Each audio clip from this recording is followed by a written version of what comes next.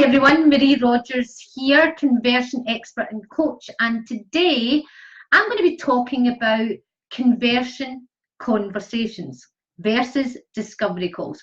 So the reason why this topic has come up is because again and again, when I'm speaking to clients or I'm speaking to potential clients, one of the things I talk to them about is conversions. And I say, well, so if you have a prospect call, or whatever they want to call it, how many do you need to have before somebody will say yes? And people pluck figures out of the air because they really don't know. Okay, and that's fair enough, because when you enter this online world of coaching, you don't want to have to start thinking about conversions and all of this stuff that sounds very corporate. But the fact is that it is important, and the reason is this: conversations is how your clients will get to know, like, and trust you and ultimately buy from you. But there are many different types of conversations that are out there, and particularly in this online world where people are talking about discovery calls and, oh my goodness, there's that many, market research calls, strategy calls. In fact, there's that many, I've kind of lost half of them, right? And the end result is total confusion as to what call are you having, what's the purpose of it, how do you have it, and really at the end of the day, do you care what it's called? Because if the purpose of your call is to help you get clients, then it's a conversion conversations that you need to be having. Okay? Now, what conversion, see that again? Try that one out. Conversion conversations are about helping your clients or potential clients to discover why working with you will totally transform their lives or get them from the problem to their pain. Again, what happens if you don't do this well, what happens is, does this sound familiar? You invite people to calls, you're not really nobody's too sure about why you're on the call. You're on there to try and sell, but they're not too sure why they're on. So basically, it's quite an awkward conversation. It doesn't really go anywhere. And what can happen is that you feel awkward trying to introduce your offers, or you start talking about them and the other person kind of goes silent and you don't really get much back. Or you fall into the trap of them telling you what their problem is, and you immediately go into how to resolve it, and you give them solutions and they disappear without paying you. So what happens is, if you have all of these different types of conversations and you're not really 100% sure how to start talking about converting that prospect into a paying client, then it does feel like very salesy, it can feel very pushy, and actually, or it'll not feel either of those things, because you'll feel awkward and won't know how to bring up your programs or your price or whatever, and it'll just kind of just die a death.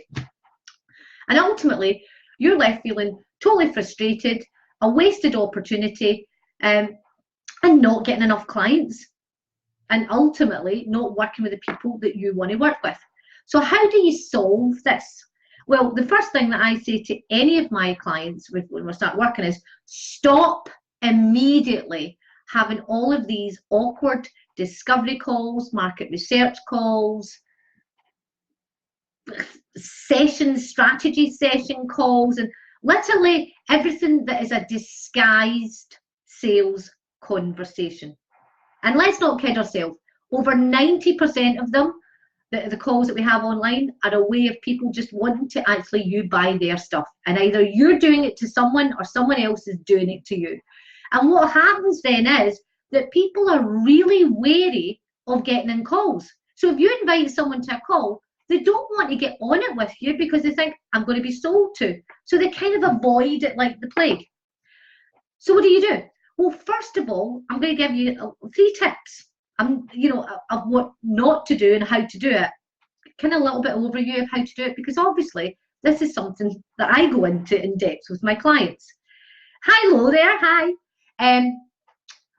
The first thing is, be really transparent about the fact that you're going to have a conversation about working together. And what I would advise anyone is that you actually need to have 2 conversations with someone before they should buy from you.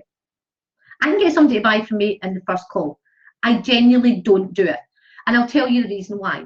And the first call, I know this is what I teach everybody, you're just there to do what I call a matchmaker call. Now, I've just put a name on it, but it literally is, I tell people, it's about finding out if you're a good fit. And that call should take roughly about 15 to at the most 20 minutes. And you're really upfront about what the purpose of the call is, and you get a specific number of questions that you're going to ask. At the end of that, both of you then decide whether you want to have a conversation about actually your programs and about working together. Okay, so you have that first matchmaker conversation, short call, and at the end of it, you make a decision. Then, because here's another fact, the people round about you, 15% of them have got a big enough problem that they're ready to buy now. Right now, it's a big enough problem. So there's 15% of you out there that are listening to this video that you don't have enough clients, you're not converting enough clients, and you might be wondering, can you stay much longer in business or call yourself a coach without paying clients? You guys are ready to invest, and you're ready to get a program that's going to truly resolve your issue and get you the never-ending clients that you want. Yeah? 35% of you have this issue, but you're still trying to work out, can you resolve it yourself? Okay, so you're kind of downloading freebies, you're taking advantage of anything that you can get, and you're going to do trial and error until it comes to such point that you're going to go, I've had wasted enough time, you know, I'm missing opportunities, so I'm going to actually invest and get the solution. And those 35% can take 18 months to make that decision. So everybody around about you in your group, on your list, I'm telling you, in here, 15% are ready to buy now. It's a big enough problem, wasted enough time. 35% are going to buy a solution in the next 18 months. And the rest, the other 15%, are not going to buy any solution whatsoever because they just want to continue to work it out. It's only a lifestyle business, or it's not a big enough problem. When you hit that reality and you realize that, your only job is to work out the 15% that are ready to buy now, and the 35, can you hear that going off all the time? Does everybody join? I need to turn off this. I'm actually going to turn off because it's putting me off.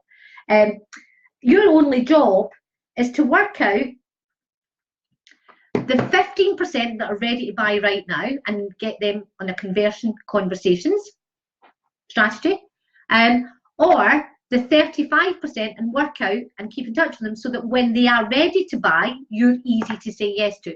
The other 50%, yeah, you can work them out, but they're just making up the numbers. That's the reality. They're just round there, they're taking, that's absolutely fine, but they're never going to truly resolve their issue because they're not going to work with you. That's a reality. So when you invite somebody on a discovery call and you treat everybody as a potential client and you try and sell everybody, you're trying to sell 100% of the people round about you or that show up, instead of identifying the 15% now, the 35% for now to later, and the 50% that will never buy and letting them go with ease. When you use this method of having a matchmaker call of 15 minutes, which is what I would advise you all to do, followed then by, if it's a good fit, you're very upfront and say, I think we're a good fit and I would want to have a longer conversation with you. And you ask them the same and they say this, and they agree or not. When you then get to have a conversion conversation, you are both going into it transparently talking about how you're going to work together. They're willing to listen, they're really open-minded, and your conversion rate will be well over 85%, because now you've discovered the 15% that are ready to buy now, and in your matchmaker call you've actually discovered the 15%, invited them to a call, so whoa, of course they're going to buy from you, and it feels amazing. You don't have to sell them, you're not feeling awkward talking about your programs, you're not feeling awkward about your price points, it's just an easy yes. And in your matchmaker call, you're also identifying the 35% that you want to nurture with your nurture strategy. And if you don't have a nurture strategy, I want you to let me know because you really need one, okay?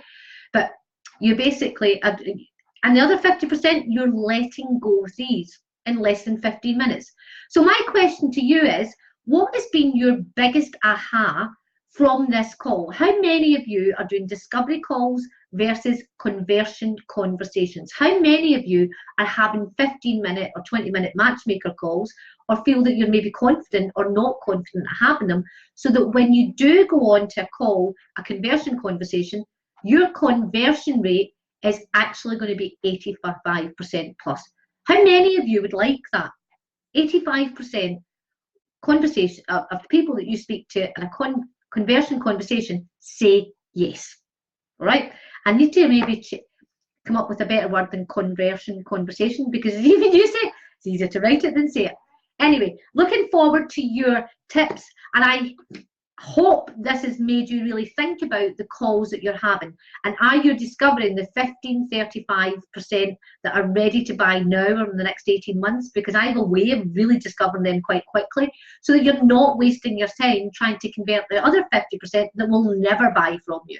Okay, because they're the ones that are more likely to hop in the free call with you and waste your time. Reality. Okay, whereas you want to be on the call with the people that are ready to buy. So I'm going to wish you well. I'm going to wish you never-ending clients, and I'm looking forward to all of your comments on whether you watch this live or you watch it on the replay. And hi to all the new people that have joined the group. So take care, and until next week.